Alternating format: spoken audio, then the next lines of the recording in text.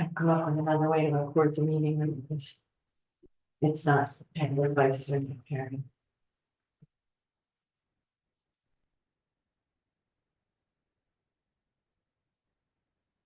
We can revert to the old recording. I am not thinking if this persists.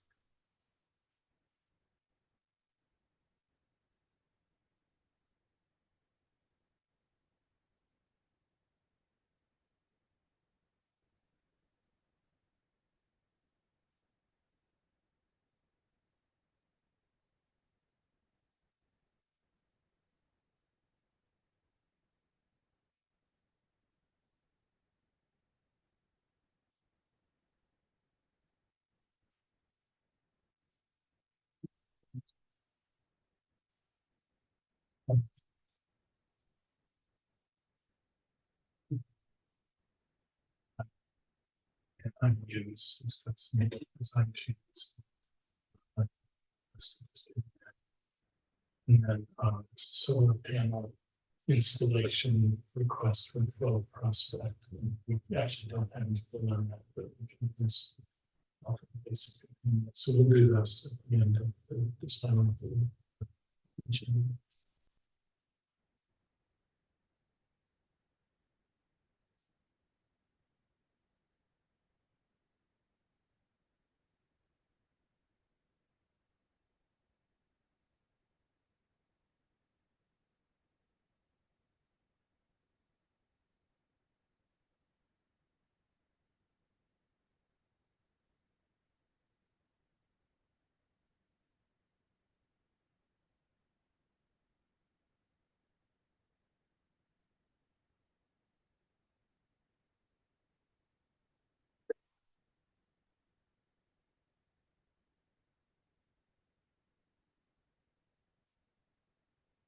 Okay,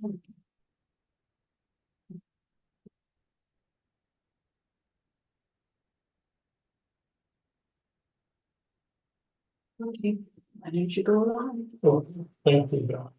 So good evening, everybody. This is the November 18th, 2024 meeting of the Design Review Board and Historic Preservation Commission of the Village of New Paltz. We are starting our meeting at 7:09 p.m. with thanks to Val for getting the technology working. First order of business is approval of minutes. I guess everybody's had a chance to see them. Any amendments? No. Accepted. So second by Shannon. Okay, all in favor? Minutes accepted as written. Yes, much. Minutes approved. Next order of business, as you mentioned, just to updates from the village board. We don't have those tonight, so we can go straight to HPC 2407. This comes from Jeff and at 160 Huguenot Street. This will eventually be a public hearing for a one-story sunroom addition on the Henry Court side of their property at 160 Huguenot Street. So Jeff, come on up, please.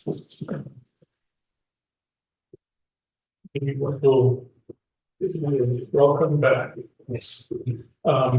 Let's just run over what we talked about last month before we move to open public hearing. So the plan is for the one-story sunroom, Henry Court side. We talked about skylights last time. We talked about brick versus siding. There was an open question about shutters and new shutters, which we'll get back to.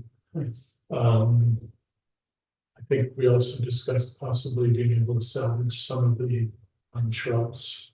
Yes. For mitigation. And I think we also talked about windows and everything. Good. Yeah, it's confirmed with the architect that the windows on the Huguenot Street side are the same. Good. Okay. Before we go to public hearings, has anything changed? Any questions, Lawrence? Okay, so is there a motion to open public hearing? So moved by Michael, seconded by George. All in favor to open public hearing? Are there any comments from the public? And we'll give the online public. a minute to-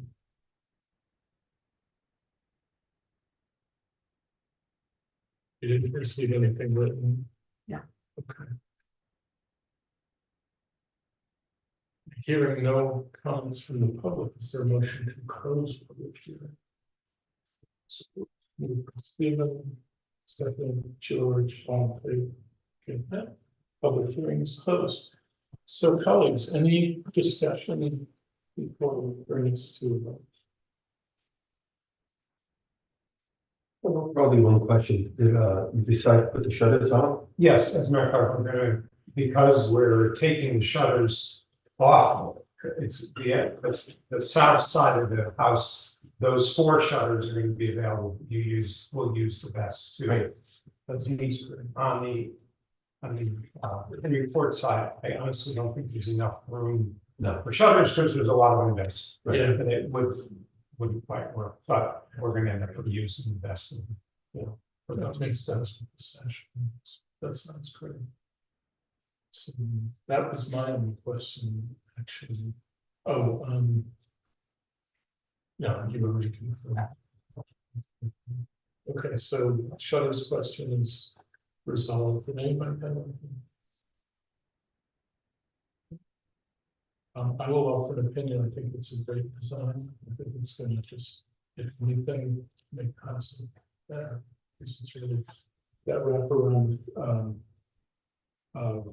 roofing. I think it's just an kind of things that are really nice. Oh, that's all.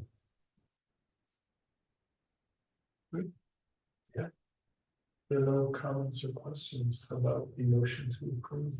So moved by Michael. Second, George. All those in favor? Yeah. Great. Congratulations. Thank you. Any chance you break ground this year? Yeah, possible. It depends on the building permit. What happens after tomorrow night's, I guess, planning board meeting where they officially use your input and then get. I don't know how all that works. Well, we'll do our part by communicating the Right. decision. I've already told them, that I was meeting with you tonight. And that if everything was good, they're here, so they can, they need to do work with Alex, I believe his name is. Yeah. Get everything done. That should go quickly. Yes, the hope is, yes, we'll do something in December. That's one. We should see. Good. Well, congrats. I look forward to seeing you. Yeah, me too. Thanks. Sure. Seeing out. Have a good evening. Yeah. With everybody's indulgence, since we don't have Jeff, the other Jeff for 190, let's skip that and invite Brian. Yeah. Yeah, okay, Brian, please come on. Just so everybody has the larger context, so tell us about the cafe restaurant. Yeah, so we're the new tenants over at 5 Church Street, the blue building that was formerly Kirsten Kitchen, I think Bandcraft before that. Yeah. So a lot of favorites that were there, but we are coming in as the Bossa Nova. So we'll be a Brazilian New American fusion concept. We're gonna have a cafe program, we'll have lunch, bowls, and in time, we'd love to scale to a dinner program. Excited to be here. What dishes are you most excited to offer? Everything my wife makes. Inspiration for it all. So they have a very nice dish called moqueca, which is a very well-known Brazilian dish. It's like a coconut milk base with tomato and shrimp. It's pretty delicious. Great. But hopefully there are other things that can pique everyone's interest. Sounds great. We really wish you. Thank you. Appreciate that. So I think everybody knows the application is to change the paint color and put a sign that's appropriate to Bossa Nova or to the Krishna kitchen. So we've got a couple of images. I also, if we need to dig in, I took a couple of images, but it's pretty much the same view.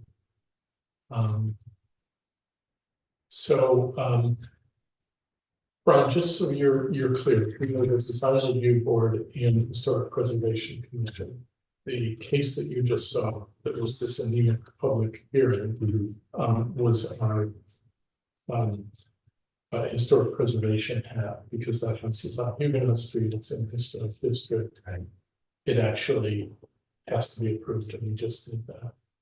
The situation that we're in with your building is we will offer an opinion. We were invited by the building department to offer an opinion, and that's what we'll do. Okay.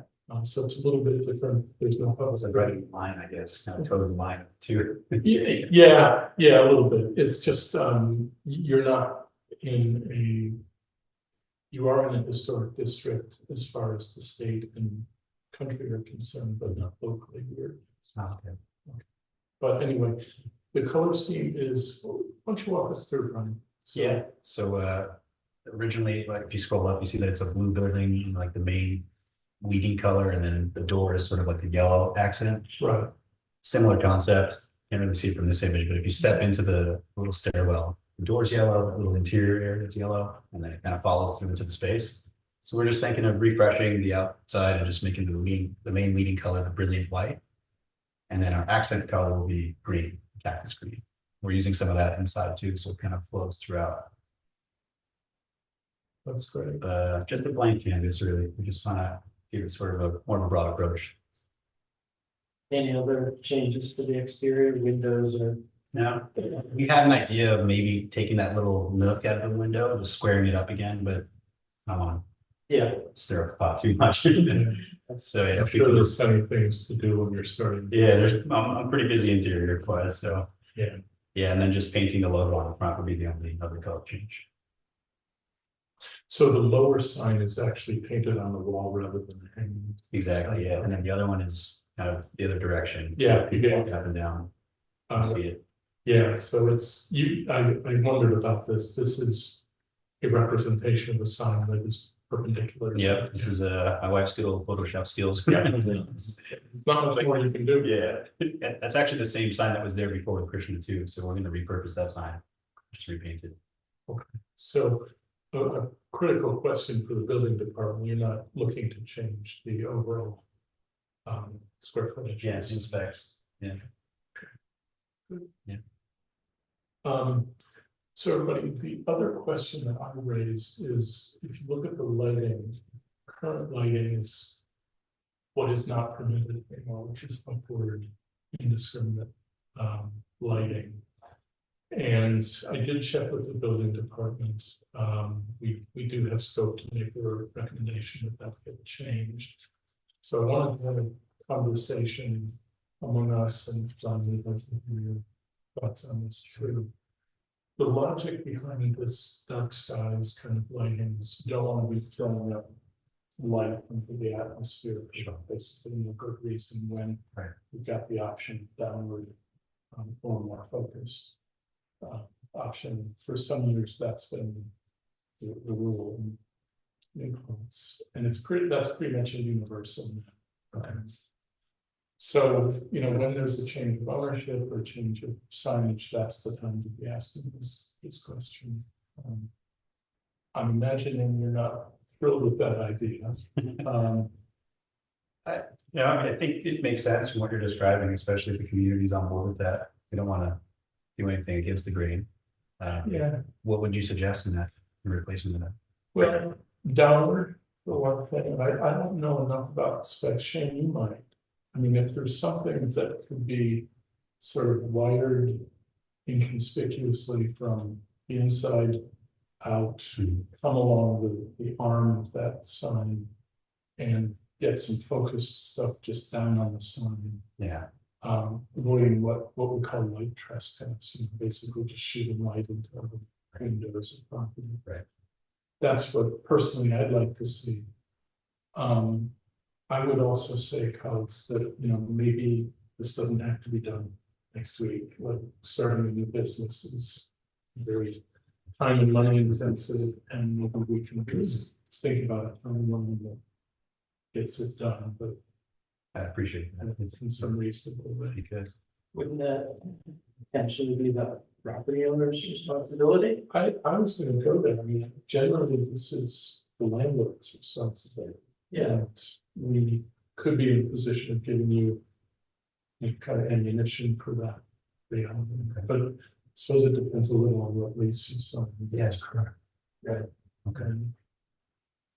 Also, your business hours suggest that you're not even gonna be open when it's dark, right? At this Not point. initially, not Yeah. at this point, yeah. Well, that's, So I mean, I think it's worth passing it along, but deferring it wouldn't interfere. I mean, it wouldn't create a conflict, or tension. Because they wouldn't necessarily have the sign lit after dark. They're not open at this point. I think that's a really good point, and if your longer term ambition is to have some dinner hours, then maybe that. That's the cross that bridge. Yeah. I'm even just thinking ahead, I haven't actually put my hands on them, but maybe if I could just slightly turn the angle of them. So they're facing the sign below, as opposed to putting any attention on the upper sign during the night. That might work. Oh, Sure, yeah, That's right. yeah, that's a good idea. that's It's a nice and expensive way of, That's a Purpose there. that's like 5 minutes out of the way. That's right. I haven't actually tried it yet, maybe. Yeah. What you lose there, I mean, the reason you have a perpendicular sign is for pedestrians to see that down the street is the restaurant, so you lose a little bit of that. Yeah, for sure. It is, the $0 solution. I wondered too if there's, Shane, do you know this, or George, do you know this? Is there a kind of focused spotlight if it's in a standard fixture that would focus that light rather than flood it out? Sure. I mean, it's probably just a matter of getting a new fixture. There's probably line voltage. It's probably not low voltage wiring, so. This might just be as easy as just buying a new fixture and just putting it right on the existing box. Or I mean, maybe getting a more focused, lamp inside of whatever that fixture is, and maybe that might do it. That's kind of what I was wondering. The village doesn't permit internal lighting of signs, so it's gonna have to be something outside. Yeah. Well, But more focused, like a sharper angle or something. that's what I was thinking, I just don't know Yeah. if that exists. Shane, don't LEDs tend to be less. I mean, don't, depending on where the bulbs are actually placed, but don't they tend to be more linear as opposed to spreading out? Or I'm not sure. I mean, I know there's different options when you get the bulb on like the beam spread, the angle. Yeah, I think you might just have to see what type of bulb is in there. And then just, see what your options are for a replacement bulb and what the angles are. Noted. that would help, I mean, if they're still upward directed is, kind of a challenge. Yeah, I think an easy solution is to eliminate that. The one off filled up and just get a new fixture. The one above the sign, an LED fixture, maybe a 2 bulb that'll light up this sign. Yeah. Real simple, I like that. down, Yeah. inexpensive way. Very easy. I was gonna throw out another idea. At my house, I have, it's halogen, it's pre-LED, but instead of floodlight, it's kind of rectangular and it's got a bracket where you can do a lot of angle adjustment. And that might just do the trick. Yeah. Um, Yeah, as long as I can find one that's bright enough, I suppose. That's it.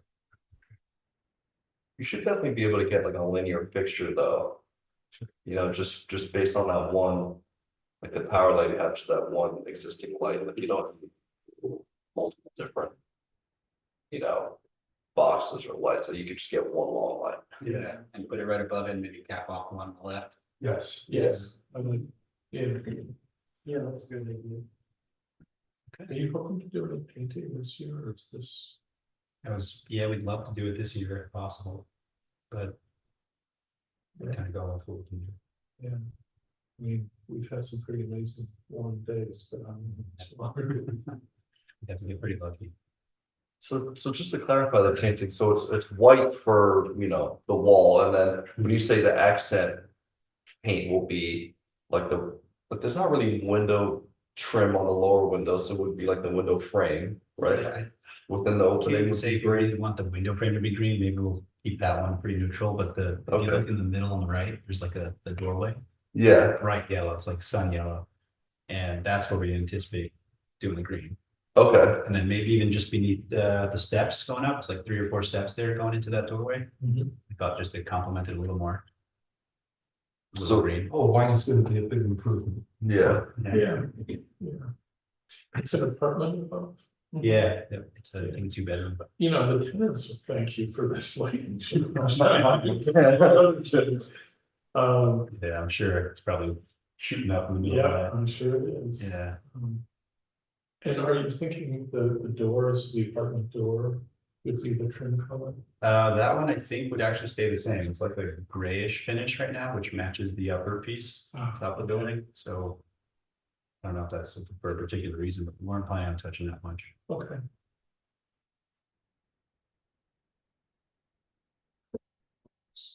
If the only green trim is basically the entryway, then I think you get away with it. Okay. I was assuming that there was more and then. Maybe.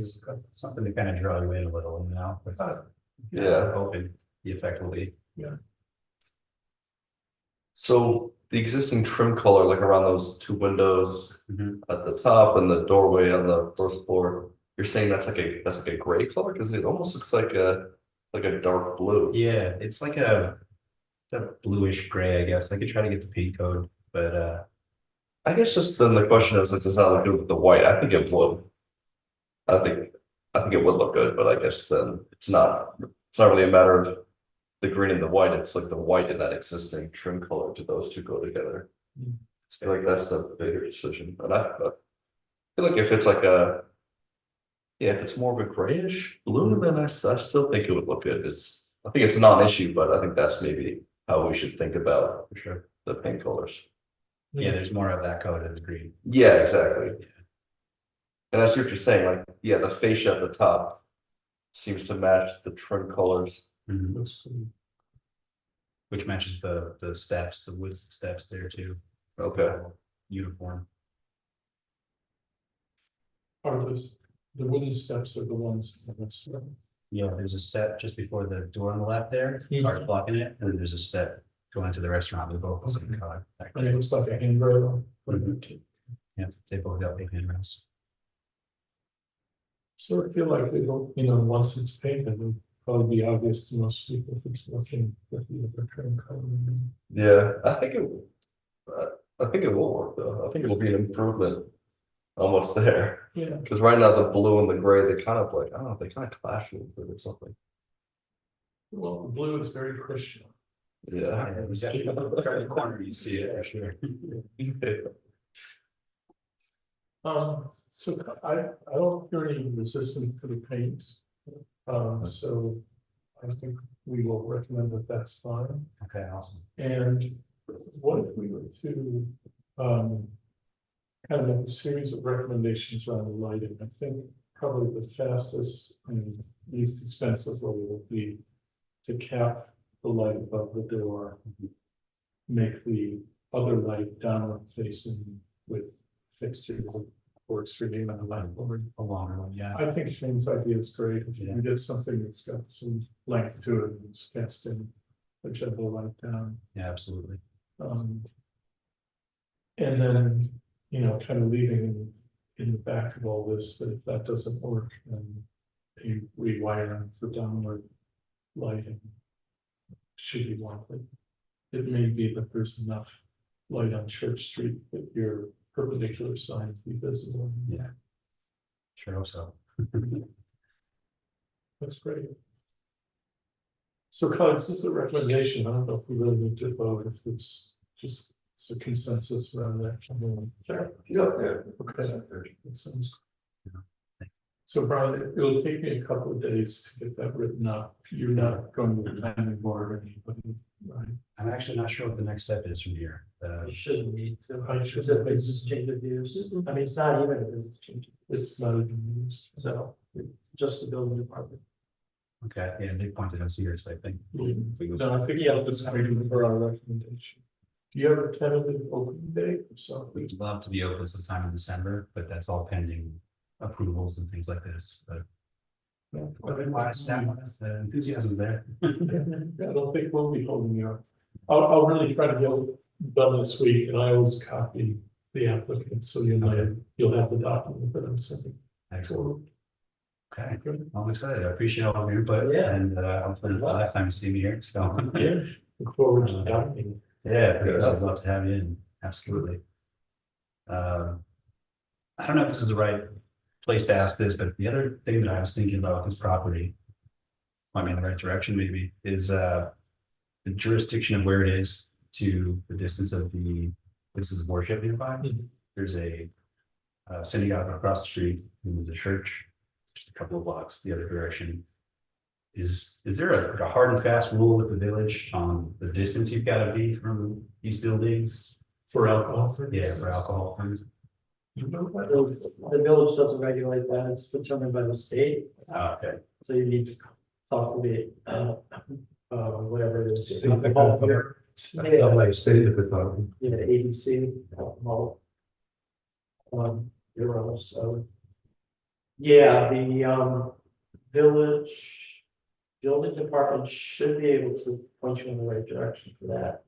But they're the ones who are making decisions about that.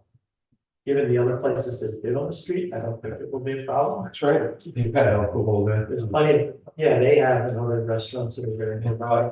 Yeah. I don't think that will be an issue, so. Okay. Yeah, I know historically it hasn't been granted that, so I wasn't sure if there was a reason. It was just the wrong distance or something, you know? Yeah, I don't know. I mean, in Krishna's case, it maybe it just wasn't confined or what they did. Yeah, but there are definitely other, I mean, there's one other place on the street currently that sells alcohol, and Mhm. another place just closed it. So, no. Yeah, I don't think it'll be a problem, but yeah, you can check with the state. okay. Thank you. Sure. We really, oh, Yeah, good luck, thanks for coming. Yeah, Yes. having me, appreciate it. look forward to the launch. Thank Yeah. you. Have a good night, everybody. Make sure to get word out to Hudson Valley One. Okay. They're good about doing like restaurant and business opening Yeah. articles. And Yeah, there's a ton of cool articles about impulse and they use that exact corner. It's funny. Yeah. Take that picture. they're actually in a really historic corner. It's Yeah. the architect. That sounds great. I have to pick your brain someday on what the legend is of that street. It's happening in the past. All right, well, thank you once again. Good luck with the launch. So we all get that. Your email.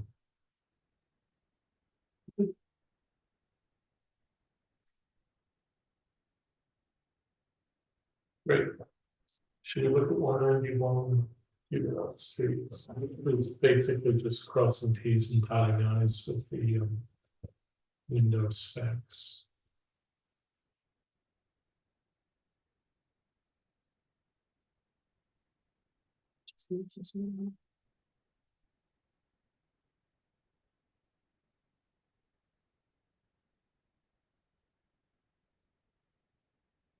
I can't see that either.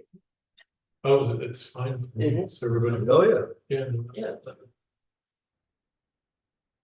So one of the things that's popping for me is item 3. One of the main things we talked about last month was to try to get some mass on that meeting rail. And it looks like he's found the 2¼ inch meeting rail. That's gonna be good.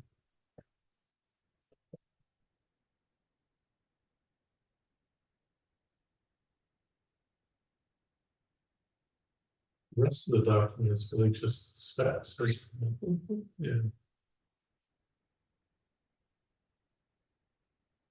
Yeah, he's using the Anderson 400 series, which I mean, those are great quality windows. And I think there's a full divided light or simulated divided light I saw in the language, so that's good. So I guess the only other thing is like maybe the divided light layout that everybody. We kind of have to use our imagination to picture it on the house because it's. Yeah. But I don't think there's any real change, right? The divided light layout. No, it looks good. No, it's I think that was all correct. Yep. He's normalizing it because right now Yeah, it's too. there's 6/6 and 2/2, so. No, it's nice to work with somebody who gets what the task is and is clearly. Oh, yeah, and he meticulous, cares. and he cares.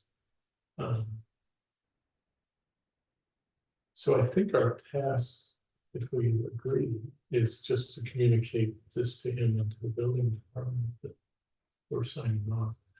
I was thinking too, in the last meeting, we also said that we had no objection if we wanted to put in temporary stud wall. Remember, there was that deteriorating garage door. And I thought, you know, we can just express that we have no objections that the building department that might help. So just to clarify on that, was that like, that was a temporary wall? So he's not, was he planning on putting back a garage door eventually, or was he just building that as a wall to look like a garage door? I thought he was working with stuff in there, storing stuff, and didn't want that crap garage door. Okay, Just so that frame wall isn't gonna be, like, that's not gonna be permanent, right? That's just. No. I thought it was gonna replace the door eventually. Yeah. Okay, Yeah, yeah, I just wanted to be Well, clear. I said it's kind of a workspace until such time as you got on the doors that you want. Right, okay, perfect, yeah, that makes sense. So I'll stress, if everybody agrees, I'll stress that we're seeing that as a temporary measure to help during the construction phase. Okay.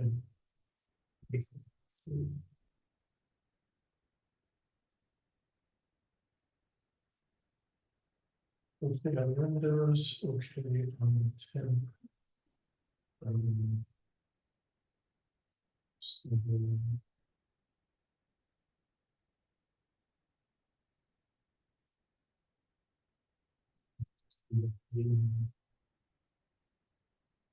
Everybody good with that? Way forward. Update the application to include these slides. So, yes, so actually, yeah, that would be. Should I wait? We can probably do that tonight. Yeah.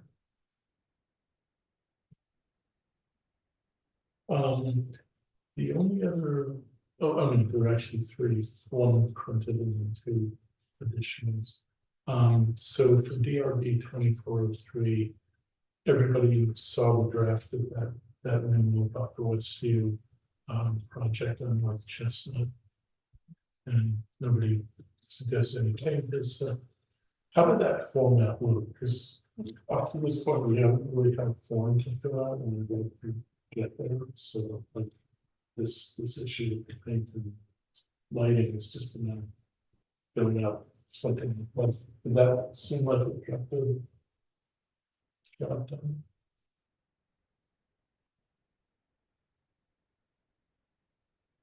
Yeah, I think so. Yeah. That's fine. It can evolve, but it right. starting Yeah. is pretty. As a starting point. And actually, that's a pretty complicated review. It's a lot to talk about compared to Fox Church Street. Okay. Unless I missed it on here, one of the things that came up was, like coordinating the landscape lighting color temperature, like other future projects. If you remember, we talked about that. So I think I don't think you use that exact language, like maybe, I think you mentioned like coordinating the color, That was signing.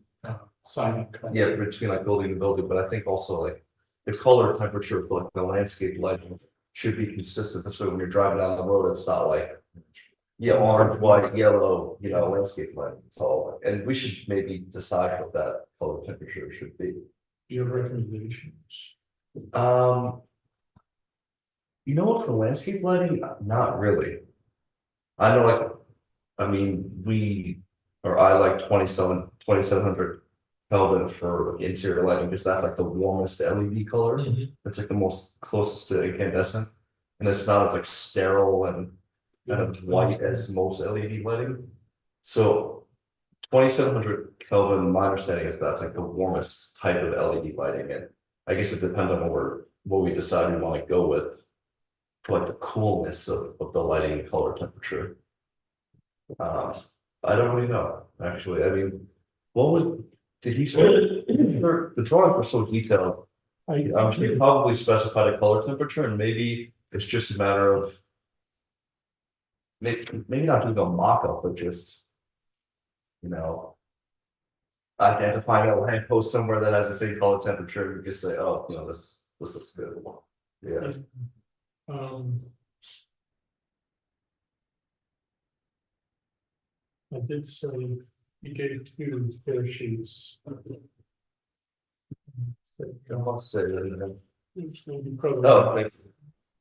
I think that's a really good point, Shane. You know, as we're reviewing these projects, it'd be nice to get people together so that we're not creating that. Yeah. You can get a range from 2,200, 27, 3,000, 3,500. So these some of these specs to be various colors. So it doesn't look like, so he hasn't sorted that, so he hasn't said what that's gonna be, and maybe it's just a matter of matching. The street lights that are already there, I don't know, I mean, what do you guys think? I think the objective is a really good one. Yeah. Because, Do you know a landscape architect that maybe could give us that info? Yeah, I could ask if you that I work with, Yeah, yeah. that would be great. I mean, I was Be impressed factual. with David, I'm sorry, Mike, Bodendorf, he seemed like a real pro, but I just don't remember if we talked about it. Yeah, we should. Oh, yeah, I do actually, yeah, I could ask him. Who's that? Justin Dates, his landscape. Oh, yeah, He's yeah. right. Do you have his, if you could shoot me his email, yeah. Who would you go? CBS instead. I work with his sister, so I can probably. Okay, great, all right, thank you. I suppose we could go back and see what's at Zero Place. Yeah, and they, no, yeah, I mean, there are some things that break up that line, but you know, how long will the car wash be there once these yes. 3-story commercial residential places start? I mean, and maybe it's not a big deal if there's a range from building to building, but I don't think we want. You know. 2 projects next to each other that are on the opposite ends of the spectrum, Yeah. so it's like the color temperature, you know, you'll really notice. No, there's gonna be 3, so Yeah. there'll be 3 projects in a row, so they started Agway. Right. Maybe we should check to see what they have, Yeah, so we can keep those 3 consistent over there. yeah, true. Wondering, it's just asking Mike if he's. Would mind. I mean, this is like the effect you get driving on somewhere like 17, because it's just like everything's doing. Absolutely. Yeah. Yeah. Check with Mike, and I'll just put the question to the planning board. Presumably they were asking some serious questions about lighting and planners. Yes, yeah, we may have already had this conversation. I'll do that. I think that's a really good observation. And probably like within a range so that people don't feel handcuffed. Yeah, exactly.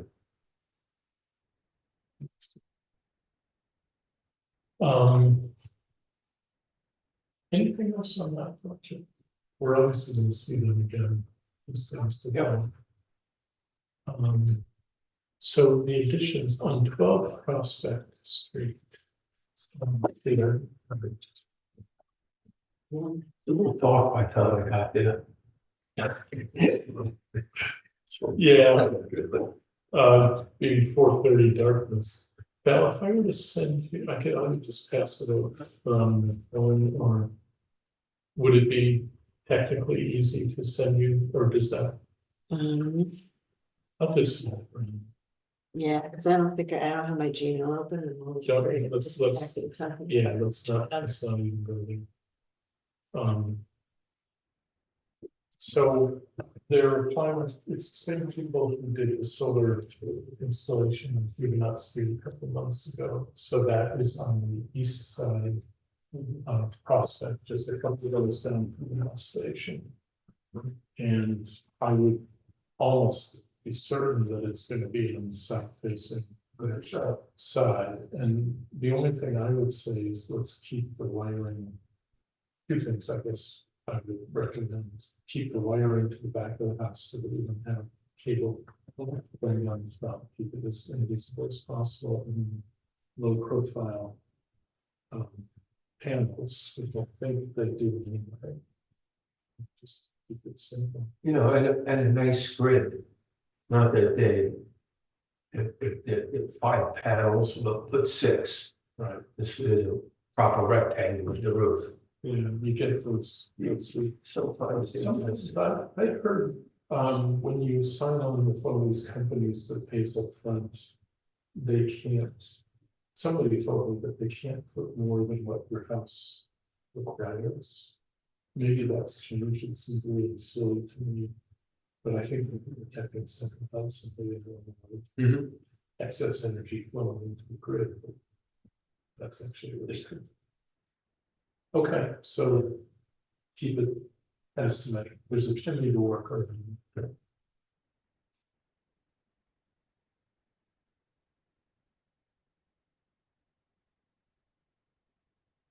It's up in the ridge? Yeah. Yeah, It's up in the ridge. Yeah, that's up in the septic. Because they'll be down from that. Yes.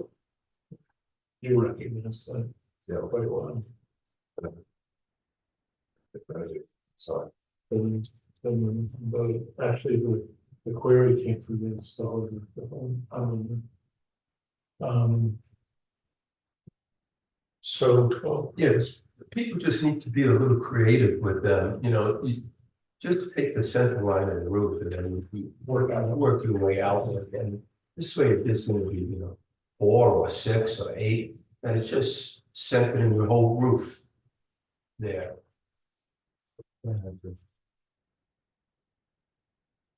the center is symmetric or low profile.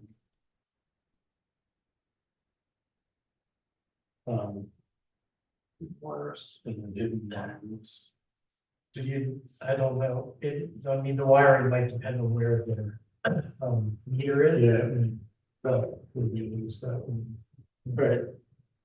So, and also, They usually put in some kind of box somewhere, they can put that on that, presumably. Yeah. It depends where the meter is. 'Cause it's connected to that. I mean, one of the first ones was that, I think it's 118 Huguenot Street, the bottom.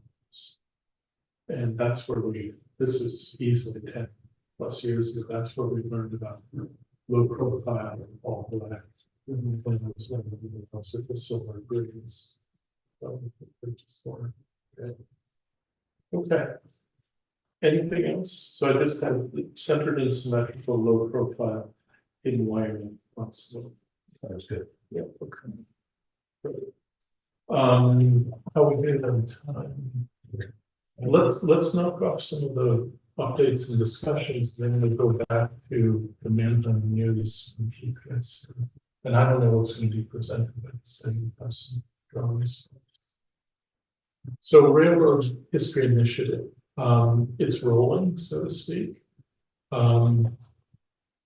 They're forming a board. I've agreed to be on this board, so they're going to form an organization called the Walker Valley Railway Association, with the idea of overseeing this track siting project. I agreed to be on the board. Honestly, I don't need anything more in my life. I just, for a year or so, I'll do it.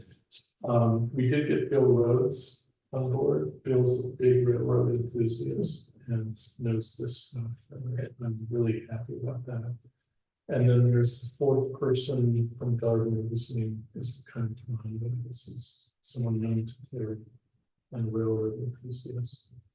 I think based on talking with Tim last week that demolition could start pretty soon on the project. So the challenge immediately is to find a good place for the donated rail. Doesn't look like that's going to be on village property based on the same conversation.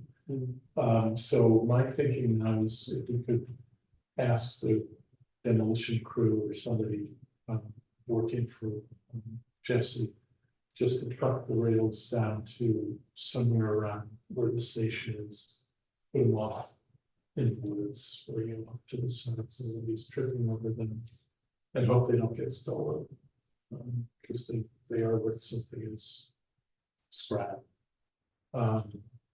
Because I think it's going to take this group a couple of years to raise the money, even just to put the track in. I mean, 20,000 and more, and this group has no money, so it's gonna be some more. How much material, like if you had a shed, for example, where the garage is.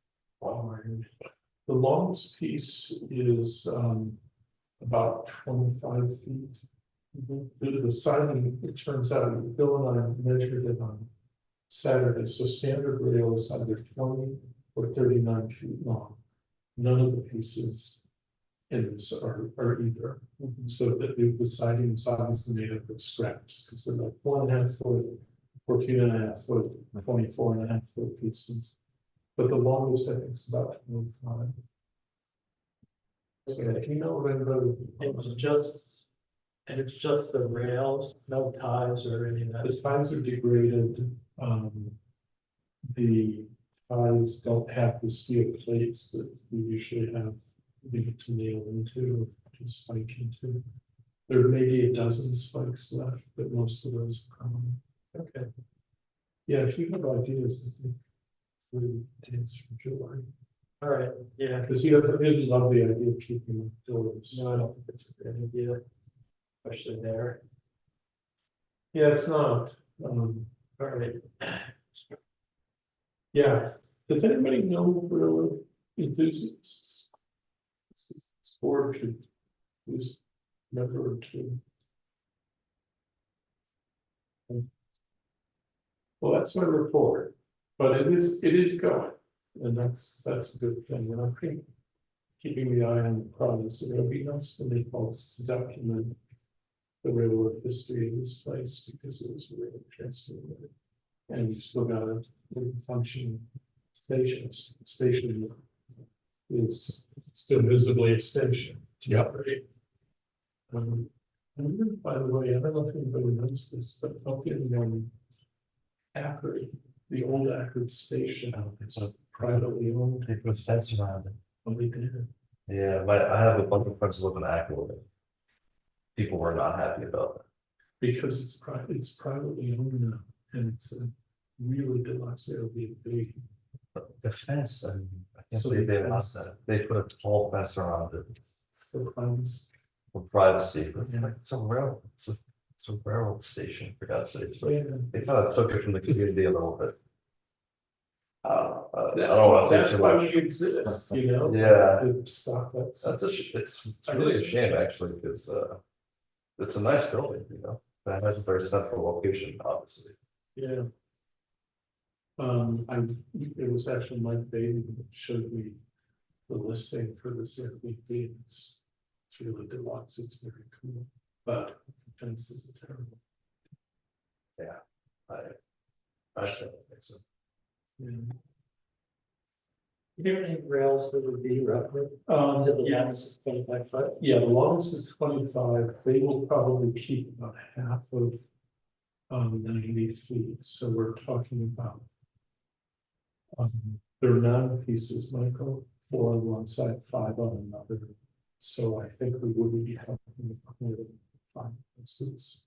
And none of them are longer than 12. And most of them are a lot shorter. Okay, all right, then, 2 people have been reached out. That would be great. Yeah, I don't know what happened, but I will ask. That's better than what we've had. Okay. Huguenot Street report, so really quickly, the memo for the standing water issue.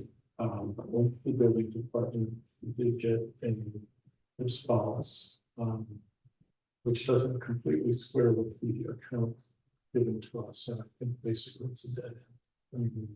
Advocate. And I thought offered a good solution, but I don't think it's going to go.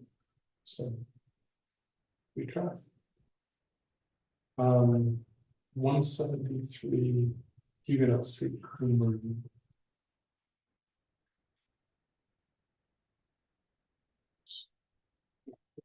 Oh, that's just the screenshot. Hopefully I can get that.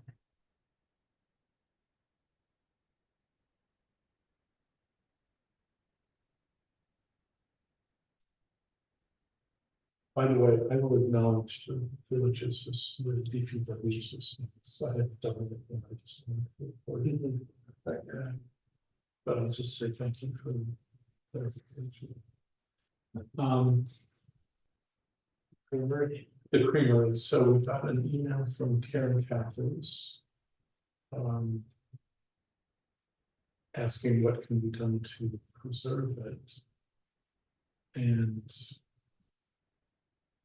I let her know that it's already preserved in the sense that it's on Huguenot Street. But I think the question there was really is the funding grants and things that they can apply for, and I gave, I guess, an idea or two. I don't know what else to do. I mean, we'll cut them if they want to pursue something. It does sort of bring up something that I talked about with the mayor last week, which is there's about $400,000 in this revolving loan fund, and it basically just sits there. And it's not because the application is too complicated, it's like 2-page application, so we could direct them and other people to that fund. It's not really free money, it does, there are some complications to it, but the money is just kind of sitting there. This is the villages revolving fund? Yeah. And it may be during the time as liaison to us that we got language put into that favor permitted historic preservations. Oh, okay, yeah, because I was gonna say, I didn't recall that, at least all the uses when I was on the board were for commercial. Yeah, it was economic development. Yeah. It was our own. It was economic. So that's great, but they are loans, they're not fixed, There so they do have to pay them back, Yeah. so I'm not sure that this particular group would. Would be interested in a loan. I mean, maybe company the grant, but also, I don't know if they had a grant from those, or something, they needed very much for that, like, consider a loan. Yeah. The other thing that is out there, and it's a little more distant possibility, but there's the preservation fund that the town initiated real estate transactions, and that's got some pretty serious amount of funding to this point, but there is money there. And I don't think they're overrun with requests for grants, and that's great. So we can actually do it. And it's not, it's mainly conceived of as land preservation, but the feeling that John Orfitelli and Karen Lee seem to admit that historic preservation could be part of it. Oh, that, Yes, open space. open space. So I think where we are with that is, I responded and invited them to get back to me. Nice, yeah. Is there anything else? Michael, Related to that, have you seen the book that's the history of that farm? It was written about the Jewett family. Something by them, by some people. We have a copy of this. it's a long time. No, it's current, but I think, I don't know. I don't actually know the answer to that question, so no, I don't think it's ancient, it's not ancient. Yeah, I will. I know we have a copy of it, but I haven't looked at it in a few years, so. I will. Get you the information about it. Yeah, Andrew, she bought it, so I'm just gonna. Not much else on Huguenot Street, 130, it remains for sale. Okay, The price was about $100,000 okay, after being shown for roughly a month. I saw a number of people who tours of it still for sale. okay. Nice job.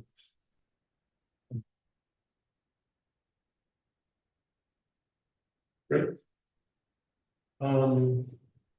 Other reports, 218 Main Street renovation, that's the veterinarian building that we approved, that's sort of talking formally about comments, that's come out, and it's gonna be a bakery. And that's kind of cool, and that's a bonus, because when we were reviewing that, it's gonna be a real estate office. Because it's part of, I think, the Lakeview thing, the events. Yeah. Resource. Michael, still pizza, I did nothing about that. Yeah, I haven't any got new information. I had reached out to the. So what I understand is, one, the business that was Village Pizza closed fairly unexpectedly. And then two, the tenants that have signed a new lease there are the people who formerly were running Huckleberry, and possibly their partners, at the restaurant in Tilson Darlings. So I reached out to I left a message at Huckleberry before they closed, asking them if they had any plans to make changes to the exterior of the building. Because it's rather unique and has some features like the stuff on the roof and the sign and stuff. I did not hear back from them and I have not followed up. I think at this point I would need to stop in at Darlings and talk to somebody. But I talked to Tom about it and the property owner is the long time property owner who's been there, who's had it for decades. So yeah, you were gonna try to reach out to them. Yeah, I think you even gave me an email. I think so. I'm wondering if the shortcut here isn't, I mean, it's clear that we have jurisdiction. By virtue of they're in the business district. And so we have jurisdiction over exterior changes, so I could just alert. Building department. Well, that would be, Yeah, that's great. that would definitely do that. There is an expected. New occupant, same use. Is it gonna be the same use, man? Yeah, it's a restaurant. It's gonna be a restaurant pizzeria, No, it's gonna be a restaurant. a restaurant, okay. I don't have any idea what their plans are. In terms of what kind of restaurant it would be, but that's all they do, so I know. So, and I mean, actually, I was told by an employee there that it would be a restaurant, but beyond that, she didn't know or didn't say. Yeah, so that wouldn't trigger anything other than a building permit for him to do. But yeah, we could inquire about that. And I will try before I can challenge them to reach out to get some information from the tenants. That would be great. Be the owners, Anthony, Anthony Krzyzak. yeah. Yeah, and I do not know how to reach him. George, you don't know. I'm gonna reach out to Roddy because he was spoken in detail to Roddy there. Okay, So I'm gonna reach out to Roddy tomorrow. okay, that was great. See what's going on, let you know. You know, the interesting thing about a restaurant there is not a lot of interior seating. I'm guessing they might take up an ice cream part, Yes, I'm guessing that as well. you know, can you get 10 tables? Yeah, I have no idea what their intentions are. So there are other restaurants have extensive outdoor seating, which is also probably not over there. Even, but I don't know. It's good to watch it, that's for sure. Yeah. Thanks for being on. Yeah, sure. And I will at least, I mean, the first move would be to like to building department. Yeah, that would be a good idea. So 102 Main Street, just to, I think this is the second time we've talked about this. You had heard, George, the Gypsy restaurant was going to come into the China House. I checked with the building department. What they had heard is that the owners were going to be open. Yes, and you did, I think, in the email say that there would have to be renovations. Clean up the exterior. Yeah. Yeah, It's a really nice. Stuff, the bones, it's just, been like for a long time. Yeah, it's interesting because Rossi's Deli, someone posted on Facebook on Facebook, but that this is gonna be Ross's Gully 3, because they have 2 of them now, and this is gonna be number 3. So needless to say, we were all pretty excited. That's a top-notch place. Yeah, interesting. Family run So business. that's a rumor. That could have been like having, Toscana's back, the Yeah. original Toscana. Yeah, that would be great. Yes, it would be. Well, we'll see what happens. I mean, it also may be with Alex as well. Right. I mean, there's no sign that anything's happening at the moment. 62 Main Street, I also inquired, I don't know if you know more, George, the hanging bit of.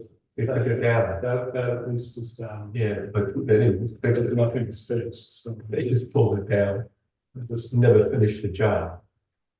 it's gotta get finished. Yeah. But I did put that in. I don't think it's gonna get finished. It used to be something. It's good. Not begging. I know. Well. The silver lining is that. It is improved, thanks, George. It is working with you. Why don't we just maybe put that on the January agenda if nothing's happened? We'll ask the building department. I mean, presumably, Well, they must have had him pulled down, right? Did you? I did say that it was a danger. I mean, and I wasn't blind. And then it was pulled down, so. Maybe from the second story window. Anyway, that's all all. the building department could ask him when he's gonna put it back up. The right way this time. Well, let's revisit that in January. If things happen, maybe we make a little noise. 7 Prospect is still kind of in litigation or protest. It is. That's what I heard Mhm. recently from Terry. 5 Prospect is pretty much done, at least on the outside, not a distinguished.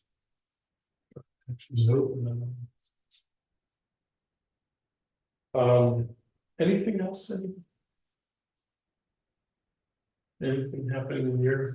Camille's reports, Camilla had 2 things. Oh, yes, thank you. Camilla. Let's see, Roost Studio has moved into the pine, the brick, pine, beautiful brick, beautiful, that's a weird way to say it. The Pine House, the beautiful brick building on Main Street. That was one fellow, was the other? And then Burke purchased a property on Main Street next to them. Yeah. It's good news, which property? The one, right next door to M&T Bank. Okay, Yes, 201 House. Where Peter Rubin was, the insurance agency. He's moving his offices there. It's out by Lowe's now. The Oh. Times Square building. Yeah, in the, He's gonna renovate it and move in there. no, it's just, well, I'm sure. Do you think is any idea if it's been in the exterior? I think phase 1 for him is to do the inside, and then he will work on the outside. I'm helping him on it. Good, well, please let him know that we're. Yes, Just he like knows. that, yeah, he's great.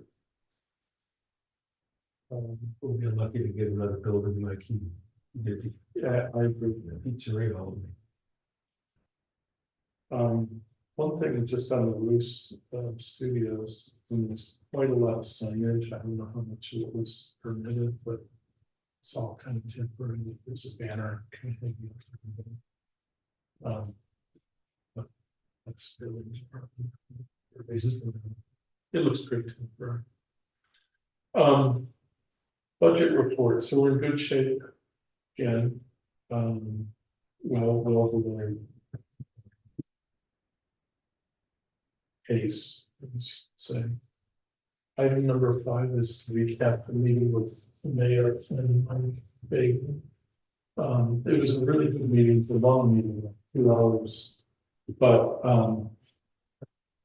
they both acknowledged that we need to get the design review board into the village code. It's just not there. even though it's clear that it's been approved on the village board, it exists, we're functioning, but the code revisions haven't kept up, so Mike's on. I will help him. Draft the language, and I guess at some point we probably should look at it. Either before final idea, but he's pretty expert in this kind of stuff. So when we do that, we will also take up the revisions that we wrote down. Okay, yeah, you didn't say who's gonna work on this. Yeah, so I think you can pretty safely feel like that's off your desk, and at this point, you can work with it. And I'm sure see it again. In terms of the rail siding project, Tim says that the village, this was an anxiety of Terry's, you know, what do you do about insurance for the section where the track would go, or eventually there's a car. Tim thinks the village insurance will just cover it. And he doesn't see any objection by the village board to use the village land that is managed by the Walkerville Railroad Association, but still owned by the village.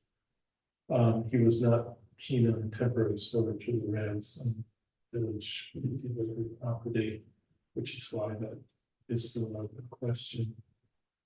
And we're looking around for railroad enthusiasts, and they didn't know any either. We also talked about 5 Church Street. I really kind of presented that as a question. Do we have the authority to open this discussion about getting the meeting to conform? And Mike looked at the code and said, yes, we do. And I think what we came up with tonight was absolutely correct. It's not a big burden. New tenants may not even be this problem to solve, but you know, if you don't correct that upward facing lighting when you get these opportunities, that's never gonna happen. So that's that. We had a brief conversation about the public water in Huguenot Street, which is right. But in the village point of view, and then the revolving loan program that I mentioned, 400,000 sitting in it. It basically came from HUD and was designed for economic development, which may be why it isn't being used more, because it sounds like HUD maybe was looking for like revitalization projects, and there aren't so many of those in the falls because we don't have the, you know, degraded downtown. I don't really know if that's the answer or not, but he, you know, looked at the application form and it's not a big burden at all. It's like a 2-page here.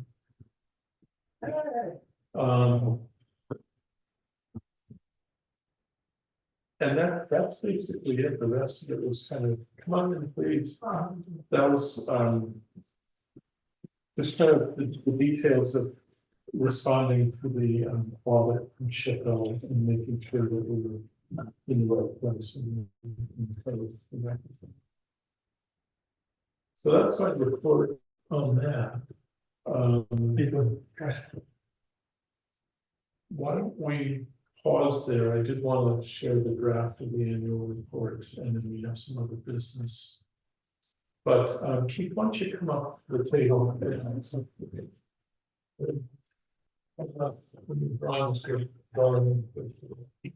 So it's kind of put everything together on a poster board. Well, I'm gonna have individual cover if you guys would like. Yeah, so thank you for making the time Yeah. to meet with me. Appreciate it. Yeah. And so just going through final selections of the building, and I was on site talking with Andy. And just noticed a couple of things. Personally, it was brought up by also the architect at one of the bill rep meetings when we were discussing the next, month of workflow. And we're at the point where we need to order all of our exterior facades, right? And so we just started discussing about standing in front of the building, how some of the accents may look really good on paper, but I think on a structure that large, are gonna start to get busy. And I noticed that some of our tones and stuff were carryovers from, remember we did, I wanna say almost these, 10 different renderings and styles to get the roof right, to get where we started on a 2-story structure, which was far simpler, to where we wound up. And so, I just asked Andy, I said, Andy, I personally haven't led a project in New Falls before. I know we did Zero Place, I didn't run that or was involved in it. How sensitive are people to changing, colors and things. I was like, you should make an appearance. So I really appreciate you fitting in. There's some simple things. I don't want to, change the green at all. One thing that I noticed here that looked really nice was the accents around the windows matched our shape really well. We also had far less metal roofs when we first met. And then as this continued, the large element became adding a 3rd story within the roof structure, which needed it to become a mansard roof. And we went through a few iterations of what roof style the planning board enjoyed. That then grew in height and required a height variance. And all the while just increasing some of these architectural elements. So I just included down below, that's an example of a zoom in on some colors and textures where we have a mansard roof with a metal roof, and we just finished that down in Croton and Hudson. So what I did was, these are the 3 closest roofing colors we had. I'm not married to any of these colors. I figured this would be simple colors to select. It's hard to select the coloring when I could try to show the difference in textures. That's one driver. This rendering, and I know in transparency with you all, one item we want to stick with the architecture of surrounding buildings. I personally had a hope and a desire to try to mimic a slate roof in an asphalt shingle. As this mansard grew and we included so many more, it is feasible. It is definitely a very steep change in price for me. It's about 200 more square, so it's a large cost. If that is a architectural element that is a must, I will not argue. That's why I show these in different colors on buildings. I can achieve a very similar color tone, which is perfectly fine, but the texture would look more like any surrounding normal shingle. Well, are you doing the architectural shingle? So we're in the, right now, like a gap product or a, what's the other one that's very common? Is it a timberline? Timberline, yes, Architectural shingle? yes. So I should have brought the book.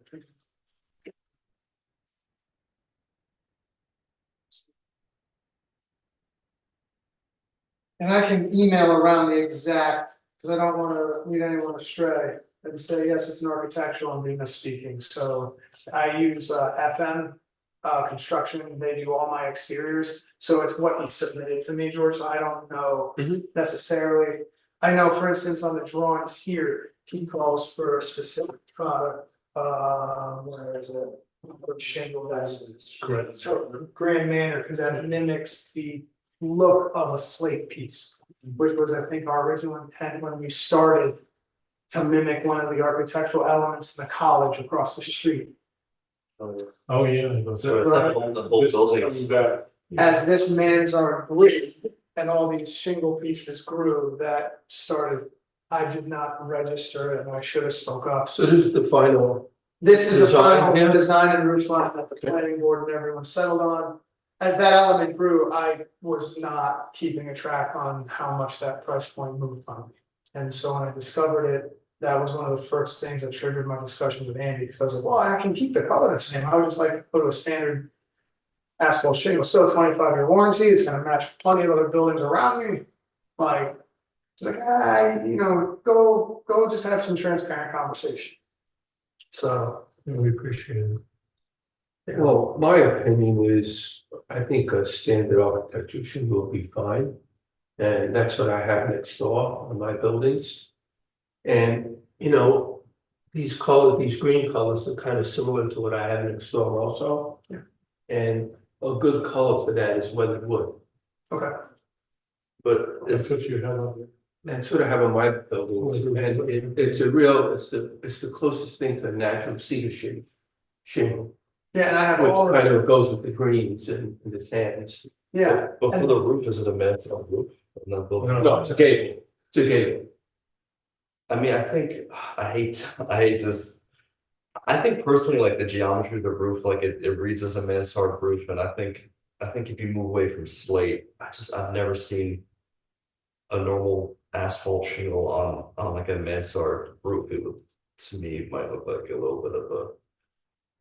You mean a slate fiberglass shingle? Well, I feel like I know maintaining like the slate look is more expensive, but I feel like that's what the mansard roof kind of requires, like given that it is a mansard roof. I'm racking my brain of thinking like what a mansard roof would look like with an asphalt shingle, because I've never seen it. here would be, that's why I included this. This I did build, it's a much larger building. I just zoomed in for a printer clear if you'd like to look. And this we have, this is a mansard roof. Well, that's like a hit, that's like a hit.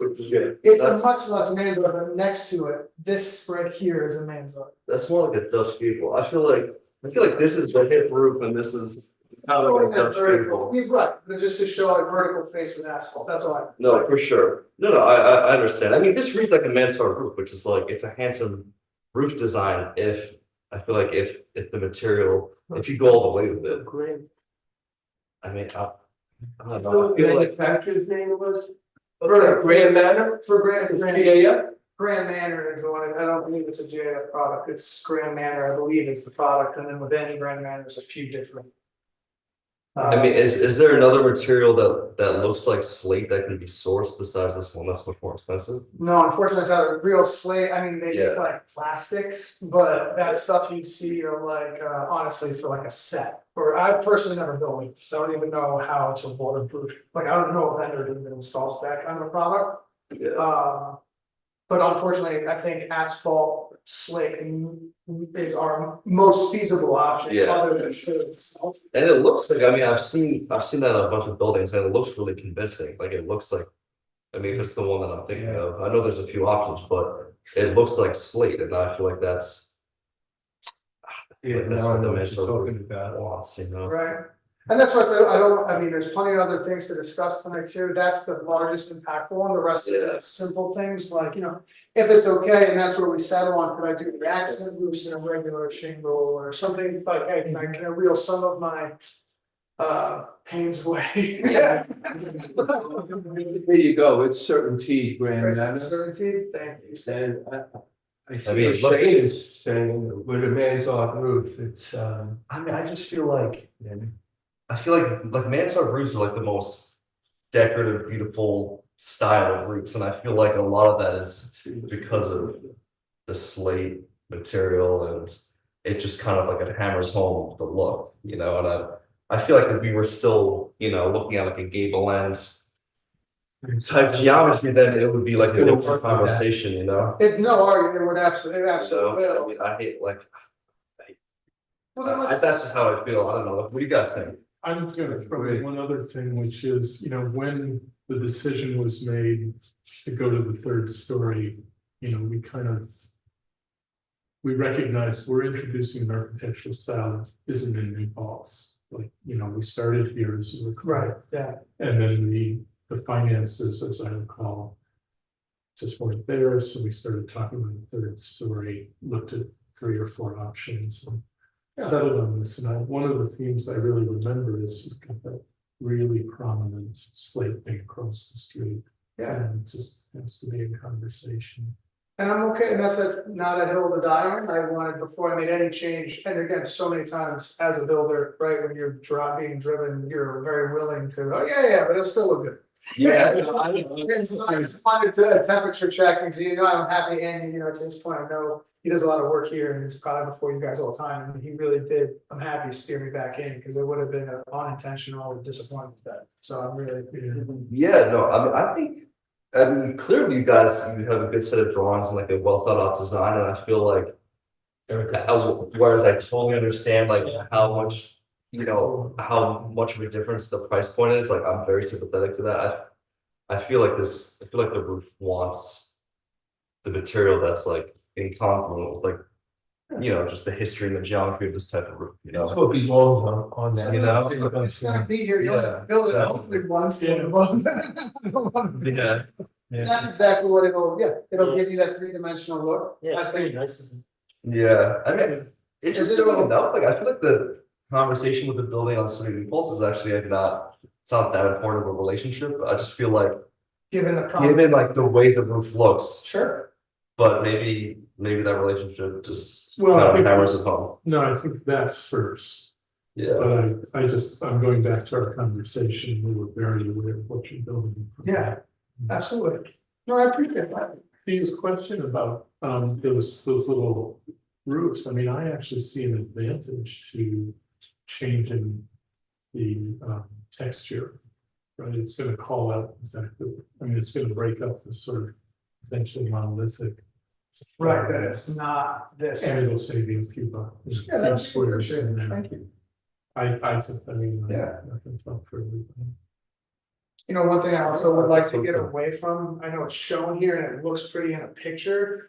I'm worried about just basic water intrusion is, he's showing a freeze board or a corner here, that's like. yeah, I had a question about that. I'd much rather try to put like some kind of cap, like where was it in one, like on this, like a rich cap. Showing the corners here. They probably They have. probably have a product for like the ridge vent for those corners. Exactly, it's probably it's probably like A ridge cap almost like On the yeah. ridge vent, As long as we're okay with that as well, again, it showed, I didn't know how detailed everyone's eye would be, like if I'd wrap that and not have this board break it up vertically constantly. Like these little accents start to get very busy and I was like, look, Yeah. I'd almost like, hey, this is what a freeze board and corner would look in white.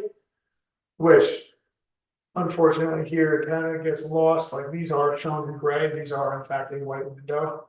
So I would say if we want these accents, I would like to mimic the window itself and go with a white.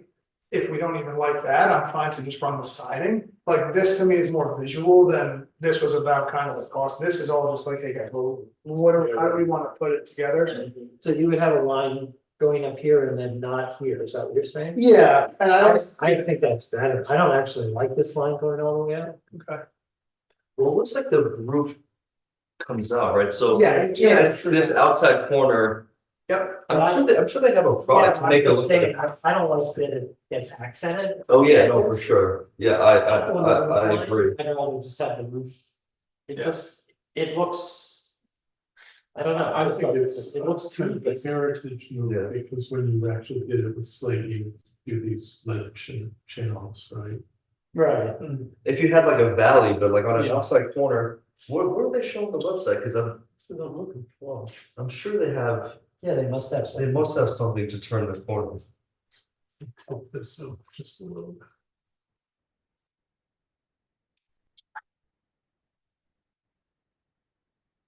yeah, that was one item. I also didn't know, you know, we have like this reddish, I personally, so here's one thing the architect did. Where it's kind of just, no one's fault. He showed architecturally breaking these larger dormers up Uh-huh. with the shapes. Which was a carryover from our first. Mm-hmm. This went to the state, which is governing the project. Uh-huh. This is the image everyone saw and approved. I have to put this in here because the state approved this black and white photo. Colors, we're fine to do whatever they don't, so that's fine. So this is all the shake colors I can get in metal colors.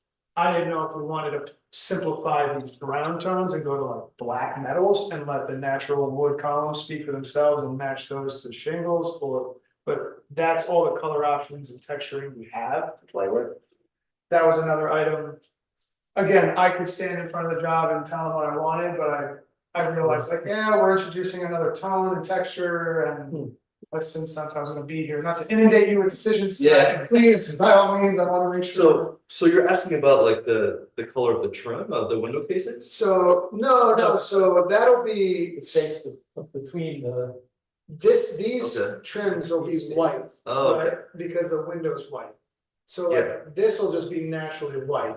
This was a carryover from before where we had these like, we were trying to play off the cedar as our main color driver on the accents. Mhm. And so what I mean is we have these like reddish brown metals, and I have to now take these two pieces of siding and make them shapes to match the black and white texture that went to the state. So Okay, since I'm doing this, I didn't know if we wanted to marry these colors together. oh, I see what you're saying. So I can give you anything up there in colors and any metal that's on those. How tight is your ordering? So my roof is gonna show up in 2 weeks. My windows will show up in 4, and I'd like, my roofing product on the main roof will show up probably in about 4. That's just TPO, it's a flat roof. That'll watertight the building. I'd love to have this all then in like a 6-week window, which means I need to order it within like the next 2 weeks. And I know this is the only time we're meeting Yeah. in person. But I can circulate, I print off some PDFs to everyone, and I'd love to leave with decisions tonight. Again, I'm not like married or imposing, I just wanted to make sure we had time to meet. If you wanna take like the week. Not to be Here's where I was so, going, we usually defer color decisions like this to the one member who couldn't come tonight. oh, no. But I'm thinking, as people are comfortable, we could just kind of mission her to work with Keith and make a Yeah. decision. Yeah, I just, I'm not in. It's always worked out, yeah, no, for sure. and you've obviously got an eye for it too. I'm assuming that she'll say yes, but she always says. I like to be more on the conservative side as well, knowing Manzart's became as we evolved the project to this main element that we're Yeah. also now investing in financially as well to pop it. Yeah, I'd almost wanna just dull everything down, not like using the word traditional to like bore the project, but like.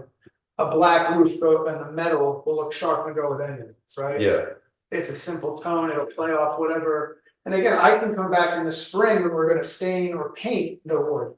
And say, okay, now that the building's here, I could stain a piece of the 4x4 or 6x6, whatever he's got there. And we can just pick and then make that last color selection. Yeah. And make the natural wood the big element with the Manzart and kind of tone everything else away. yeah, That's, for me, the big one is that we're all in agreement about green siding. Mhm. That'll keep the vendors working, that's a ton of work product. We all agree on really the only thing, the color is very simple, I would say, since we're going to try to build slate roof the best we can, I'll Yeah. stick with the color slate. yeah. Pretty simple.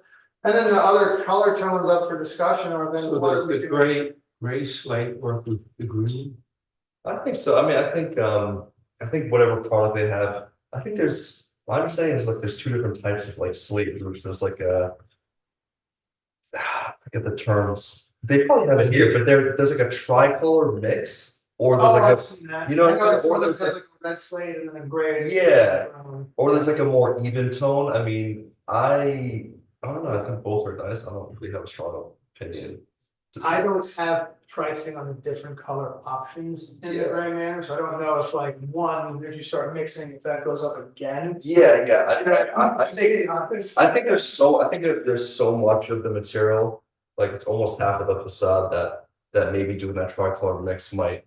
Seems like It might be a lot where it might overwhelm everything else. I think probably keeping to like, and this is my understanding of how slate comes. I think it's the tricolor mix or like a more even, tone throughout. I think that's probably what you would want to do on this building. In Newburgh, I've worked on a few slate roofs, Uh-huh. and they've all been very monotone. Okay, yeah. So And I then think they've that's had probably really good. introduced designs which are almost always in like a red. or like, Yeah. It might be a brownstone flake, I don't know, it's a dying breed of trade that works slate, so much of it now is exactly what we're discussing. So when you say designs like this Little triangles, triangles yeah, or or like a a line of. Yeah.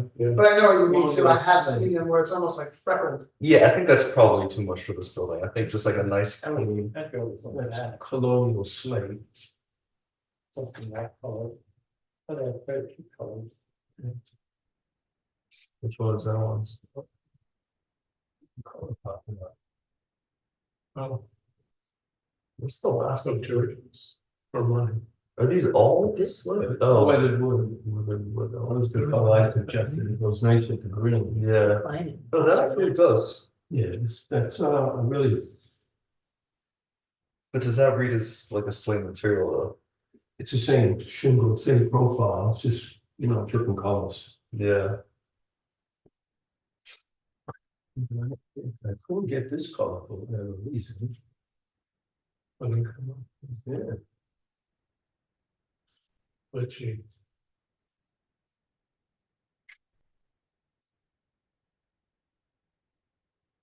So the real, right. I think then the real discussion points are kind of this last bit of coloring on Right. these two textures and metal roofing, which, I mean, these are accent pieces. I could hold off till that is a final determination, or depending on. Does that mean spring, you think? I mean, I can get it whenever for those items, like, it's not they're also not going to not cause me to be weather tight. So if I can get the majority of this. Facade weathered in with windows, we can to the spring, no subcontractors being stopped or critical flows being stopped, so.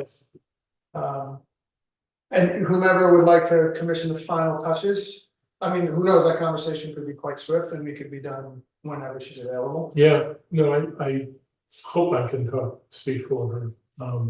You know, she's really good at this and Yeah. doesn't impose, I mean, she'll work with you.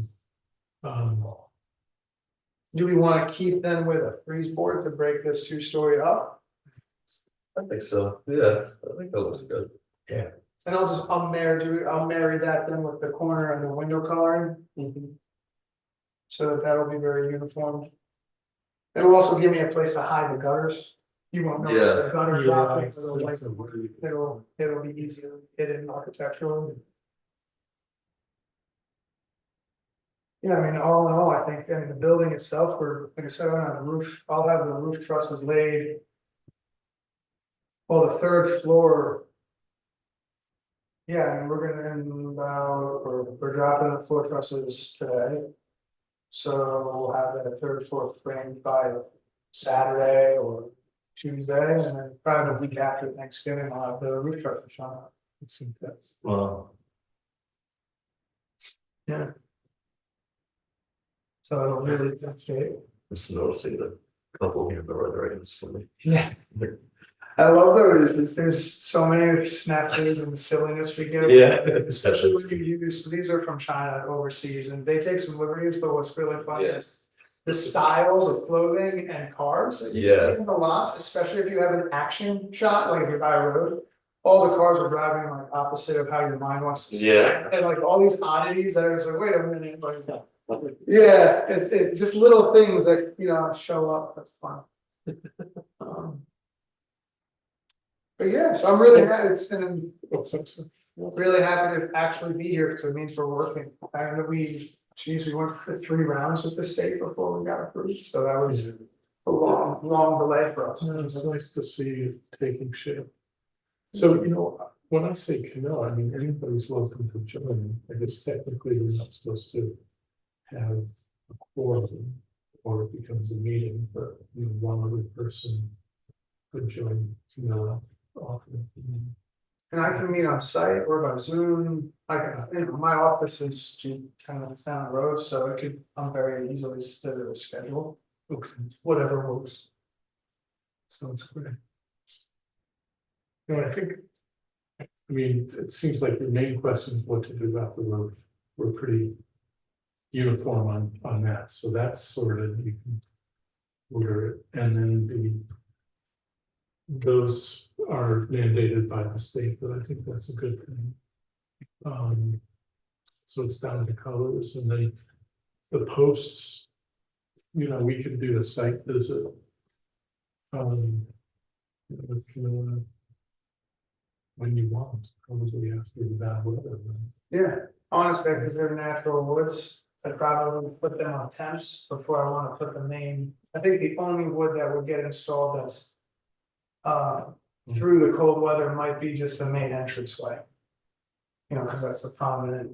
So to recap this, you're gonna need a roof shingle color, a metal roofing color, and its shake color. I think just the metal and the shake, I mean, the roofing, bright exterior of the slate drives to whatever color is closest to slate. Looks like, Yeah, I think so. I mean, honestly, I would, we're in these hues. in that texture, I think it's gonna look beautiful. I think we all agree, right, don't go with a speckled look, because I mean, that'll be Yeah, it'll just be a. overwhelming, That was it. but if that one up, I find that color. Even that has a pretty decent amount of variation. Yeah, that is a fair bit of color. and give me a chance, just if you don't mind, to grab this, the contractor who's doing the install and supply, and just make sure, like, hey, are there standards here that I can choose from before we go up again? Yeah. You know what I mean? Oh, You should show that, I think Yeah. you should probably show that to Camilla when she comes. Okay, that's fine. Just so she can tie everything in. Yeah, Nice. because we may have 2 or 3 or 4 or many more selections in this type. I've personally never done this. Yeah, there's a book with the colors, Yeah. you know, it should be. I easy think for you to this get. is probably how we'd want to treat. The outside. Yeah. I guess, but even- Oh, yeah, there you go. Yeah. It's good and rich and. Yeah. Yeah, that's a good, Yeah, we don't want to see. what would it take to get samples? I could ask, maybe a few weeks, but again, I think if I get the roof you don't see here, right, is hollowed, and that's all TPO, none of that matters, it's not visible. That gets me weathered in. I mean, if there's one that's good and she loves it, great. If we get stuck with samples, I mean, I'd like to avoid the need to do that, but we can. I mean, it's not the end of the world. Yeah, just work with them first. Okay, I think we could probably tell from. I guess we just start with photos and see if that's. I could also ask the Illustrated vendor enough. too, if he's got photos of the Yeah. job he's done. He's a very large firm that does all kinds of stuff. Whether it be, I mean, this is about the smallest project. He's done smaller for me, but he likes to either do really nice custom homes or very large projects. This is about as small as he'll want to build with Wow. because he's like a general contractor of siding and roofing, so the volume's gotta be there, right? Cause he's gonna price point up from his subs to contract to me. So I pay a little bit of a premium, but I don't have to manage it. So on a really, really big project, 100 units, that really pays. Yeah. They start to get down to like 50 units, it's kind of like, all right, we work so much together. Yeah, The grow rate. exactly, it's like, all right, I know I'm paying, but.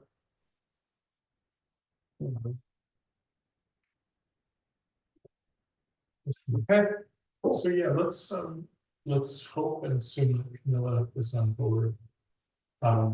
One of us, I mean, actually, if we're not all meeting at once, then several of us could get in on that decision, and we'll try to be quick about it. That'd be great, cause then, but I'll hold off even on the accent roofing being normal shingles to, once we establish this color, right? If you don't want to say, oh, it's either black shingle, if this is really light, right, you want to look right, or however, right, these little ones. Well, I think that's gonna be a positive gain. Yeah. Actually, as opposed to just one color. Yeah, that way the man's already stands out. Yeah. And it makes a little more sense for these two peaked, the ones that break the line.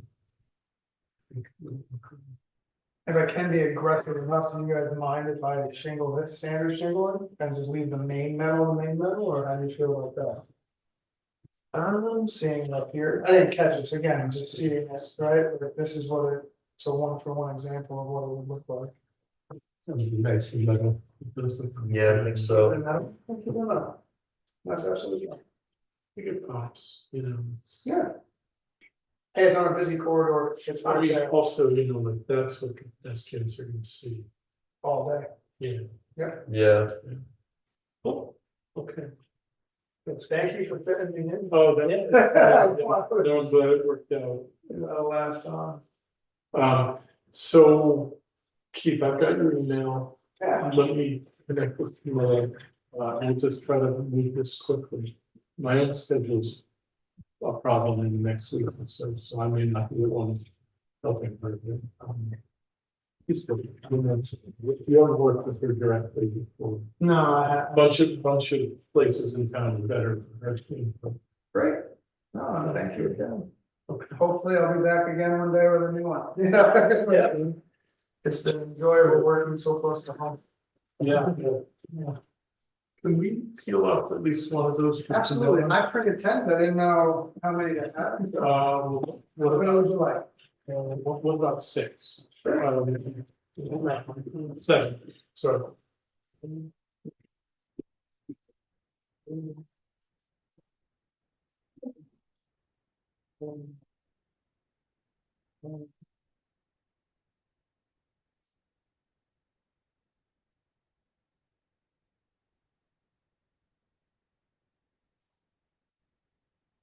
Thank you very much. Absolutely, yes. You wanna keep the posted one or? We really don't have anywhere to store it. I think any of these. I'll keep it made, so, you know, for a future meeting, we have something. And I'll also then, what I'll do too, for that next meeting, I'll try to get, when I speak, some readily available samples, I'll replace these then with that product line. So we have, yeah, that textured product line instead of these regular things.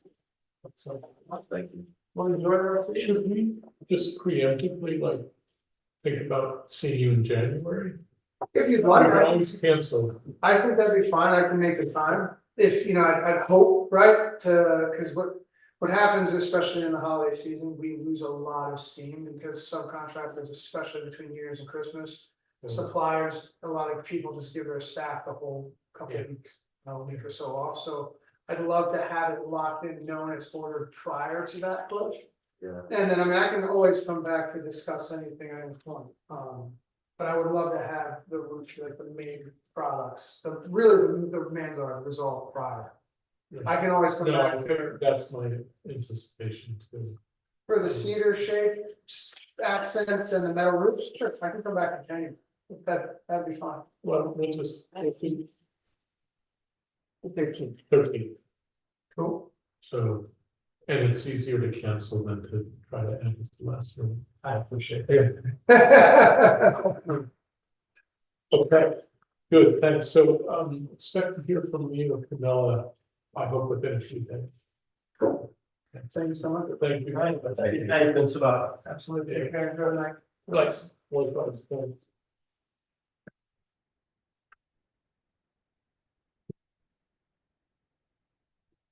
That's good.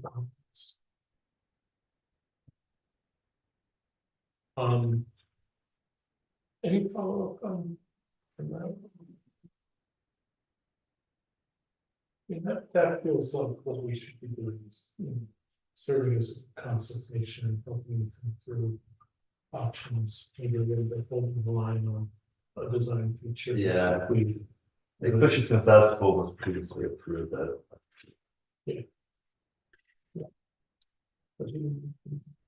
No, I'm very disappointed.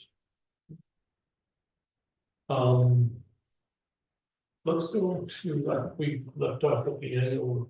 report. So, it's a pretty straightforward document.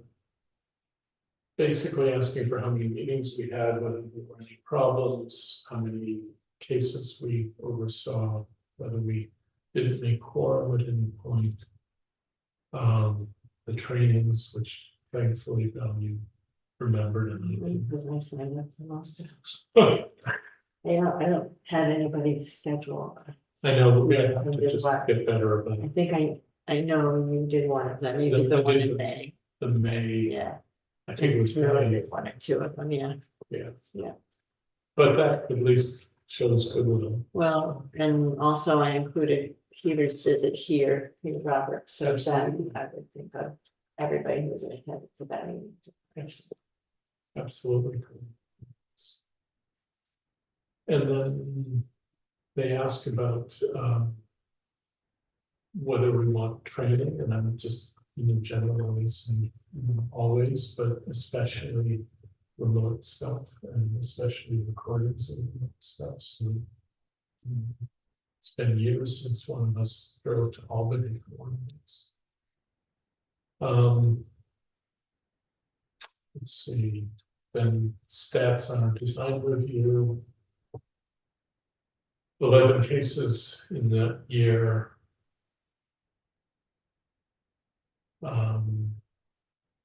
I wouldn't characterize any as particularly difficult.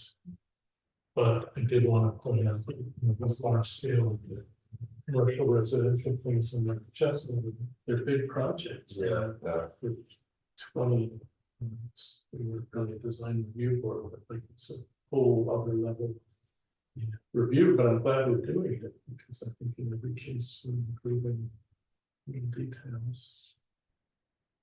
And they asked about,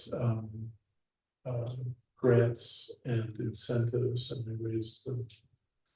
Let's see. Grant or loan program, a small revolving.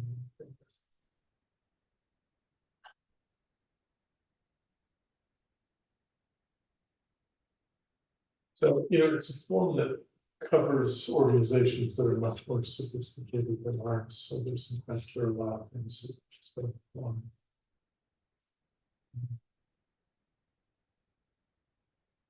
Anything else that should go in the report? It's slightly overdue, but we got permission to wait until this meeting. People feel okay about it. So. Yeah, I don't think the state did particularly fine.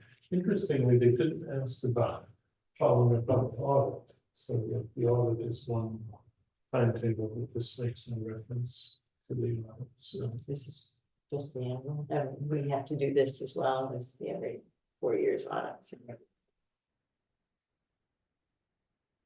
Okay, well, if that's good, we will send it forward. Let's talk about the meeting schedule for 2025. So we've already got January 13th on the calendar.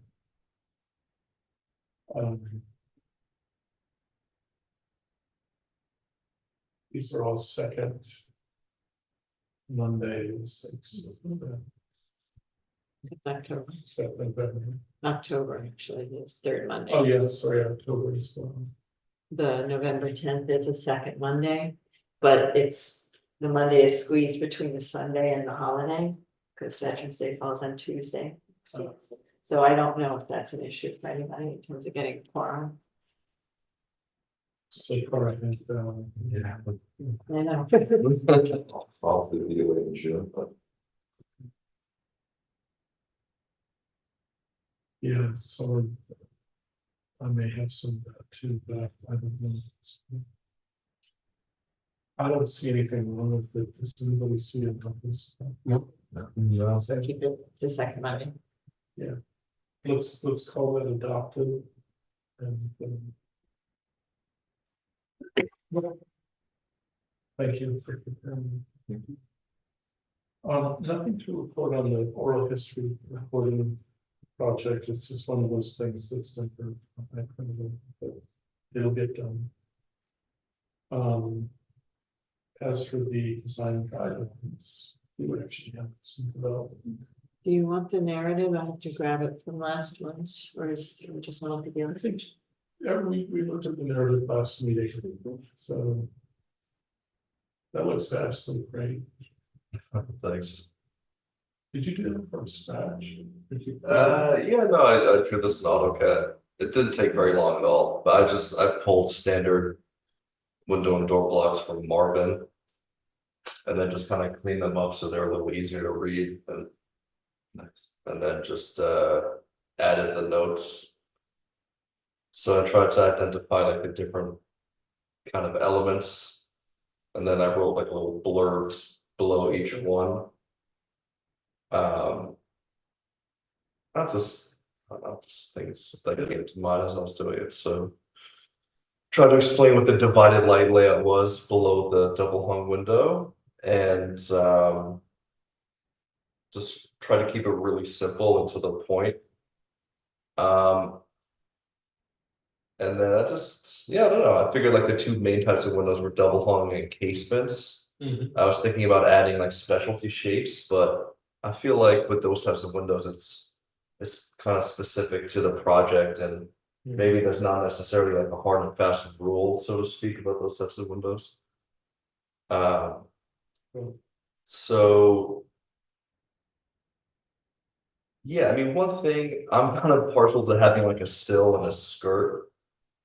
In terms of like the window casing, like I'm not a big fan of picture framed windows, but that being said, like that is sometimes an existing condition you want to match.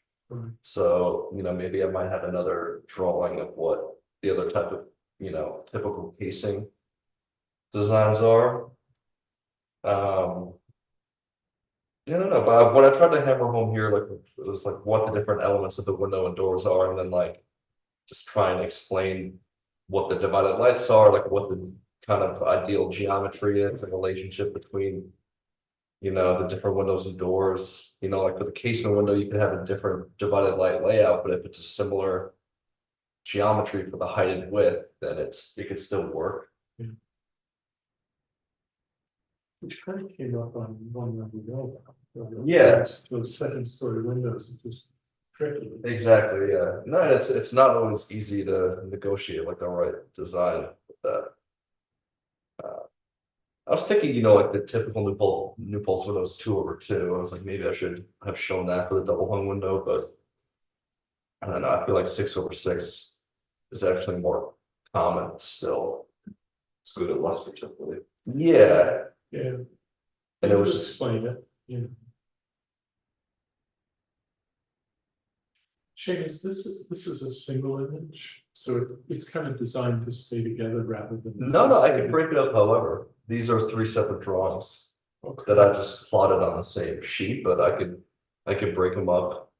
The one note though is like between the double hung and the Yeah. door to align the tops. Yeah, that kind of made me think that maybe this does belong to them. But that note could still exist, you know, on its own, you know. With that same description in each, if those are 3 separate drawings. Right.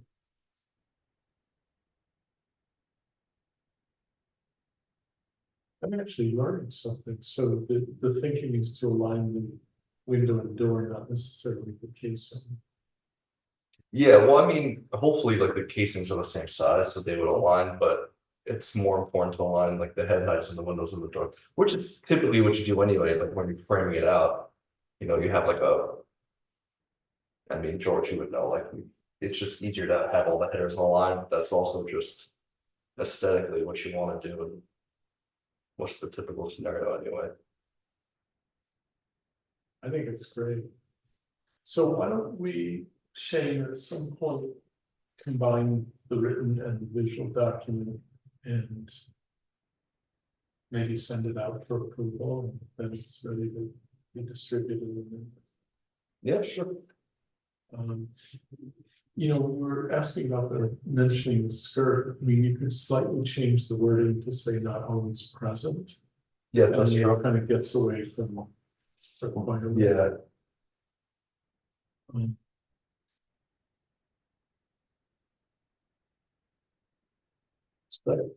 Wish I had it still. maybe the other thing is, because it's come up a few times recently, is, you know, having that kind of false meeting rail in the casement window. I could just add a note at the casement window drawing, you know, like, sometimes Yeah, you might want to, you know, a thicker meeting rail to mimic the look of the double hung window, yeah, but that's, right under that description. yeah, exactly. Now, is there something below? I'm seeing. a text. Oh, yeah, I added, thought it was relevant, like the typical Munson profiles. That's good. And then, you know, I just showed like a spacer bar. I think I could develop that a little more, maybe to just explain, you know, why simulated divided light, which is, I mean, all the manufacturers have their different terms, but essentially having like a spacer bar behind the muntins to mimic, you know, like a proper, Yeah. you know, I guess historic structural muntin in the window. Yeah, no, that's really good. That looks like it could be pretty easily separated out. Oh, yeah, definitely. Then sorted out. Definitely, yeah. I mean, any of these drawings can be, so however you want me to lay it out, just let me know. We'll just put our heads together. There was a part of me that wanted to keep this to 2 pages, but if it's 3, so what? You know, better to make it work. And I think in the document we described, did we touch on shutters? We did, right? Yeah. In the document, yeah. So I think our description of the shutters, because we kind of went off that Kingston guideline, right? I don't think I need to show anything in the drawing about shutters, that's what I'm getting at. I don't think it's necessary, Yeah, unless you disagree. it's the last one. Any idea where that is? Um,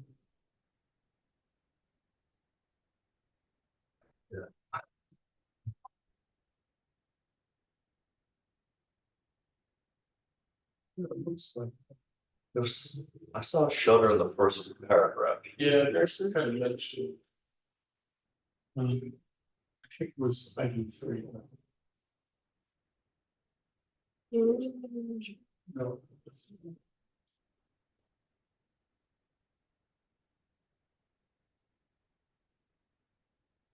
Maybe we need to say a little bit more. Because this came up, with, at first project, right? You know, just getting good, shutters that had some offset and some vents. Yeah, the next big thing is, you know, when shutters close, it should be the sides of the window. And Yeah. The example that the project where they pulled aluminum off, he had like 10-inch wide shutters. Yeah. Like stupid stuff. When you buy them in 10, 12, 14, 16, and you try to get as close as you can, that it's gonna cover the window if they closed, Yeah, which historically should be the right size. Yeah. So replace shutters and storm, this. Storm. Doors, with equally sized and cylinders. So obviously this needs a proofreading, but yeah, why don't we'll make a little more of that change when we finalize this. yeah, Then we can also say, you know, there's a block in each board that says they should match, half the window. exactly. That sounds great. If your schedule permits, you probably like this month. Yeah. Sit down with you and knock this down. Yeah, that sounds good. Add about storm. Storm. Storm doors, I think probably is what I meant.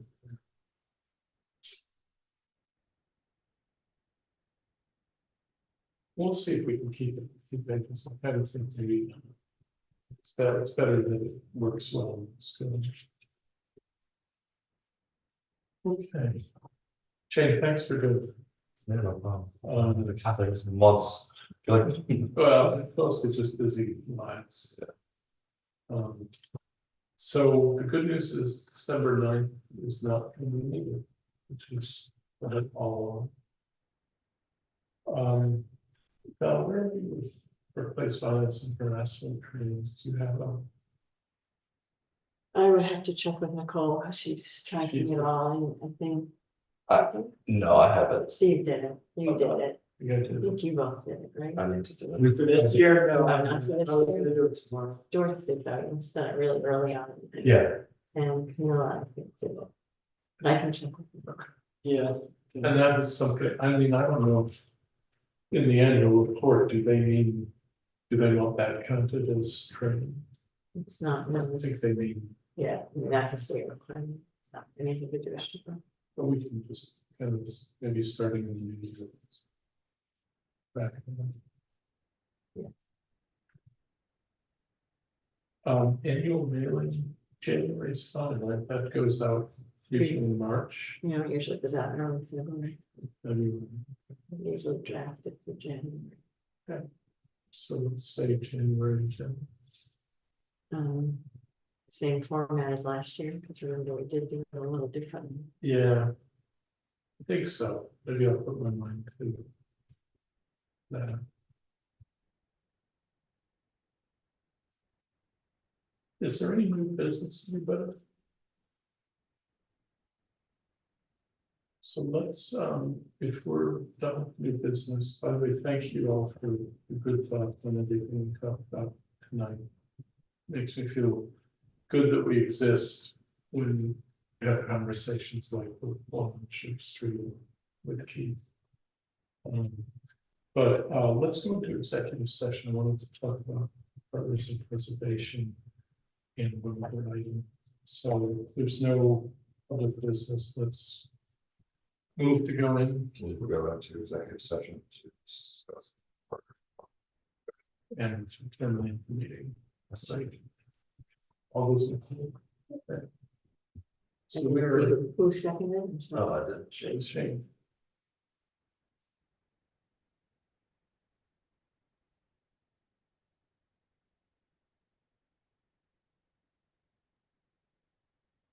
Lost the live stream.